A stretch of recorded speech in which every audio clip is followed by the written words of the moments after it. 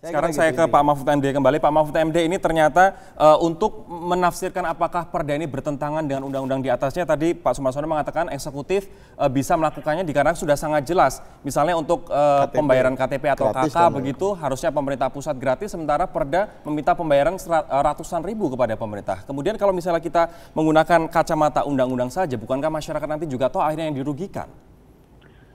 Iya, jadi begini ya, apapun penarikan dari masyarakat yang tidak melalui undang-undang yang sah, itu sebenarnya kalau diperiksa bisa menjadi tindakan koruptif, itu bisa korupsi loh.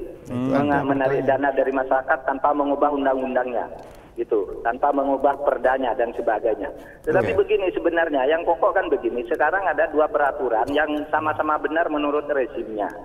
Rezim Pemda mengatakan gubernur bisa membatalkan, oke. Lalu rezim peraturan perundang-undangan tidak bisa.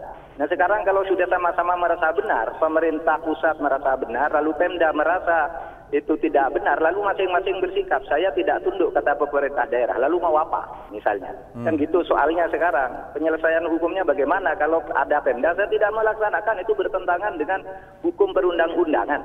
Mau dipaksa dengan apa? Tidak bisa, tidak bisa. Nah, sekarang begini, ini yang penting nih. Sebenarnya masalah ini timbul karena undang-undang nomor ini hanya saya kira Kementerian Dalam Negeri merasa tidak enak aja menyalahkannya. Sebenarnya ini salah dari Perpu nomor 2 yang dikeluarkan oleh Pak SBY dulu. Jadi undang-undang sebelumnya itu sudah cukup bagus memberi peluang judicial review. Lalu Pak SBY mengeluarkan Perpu nomor 2 yang kemudian menjadi undang-undang nomor 23 sekarang ini. Nah, itunya sudah dipersoalkan orang dulu, itu salah. Tetapi Perpu itu kalau diterima tidak bisa diterima sebagian, tidak bisa ditolak sebagian.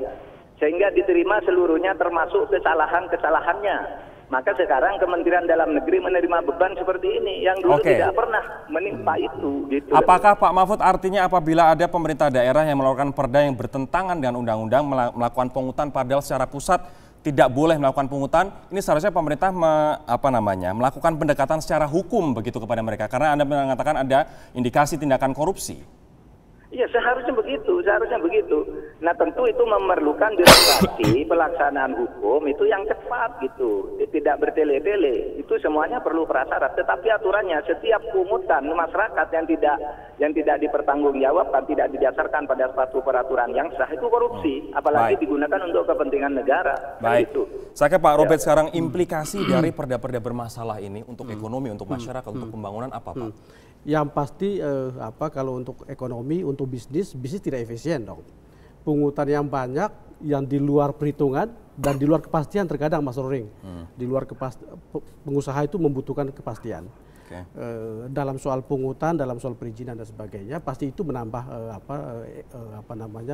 biaya ya dalam berusaha. Kemudian kedua adalah sebenarnya juga ini efisiensi pemerintahan juga, Mas.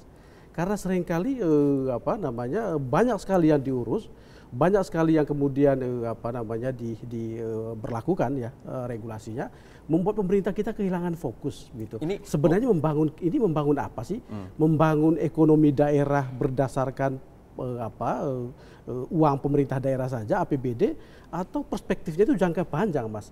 Ekonomi itu tidak bisa hanya dibangun 5 tahun semasa bupati itu berkuasa. Tapi kalau menurut KPPOD, motivasinya apa? Kemudian sehingga birokrasi begitu berbelit-belit? Ya, kalau lihat berbagai analisis yang ada ya.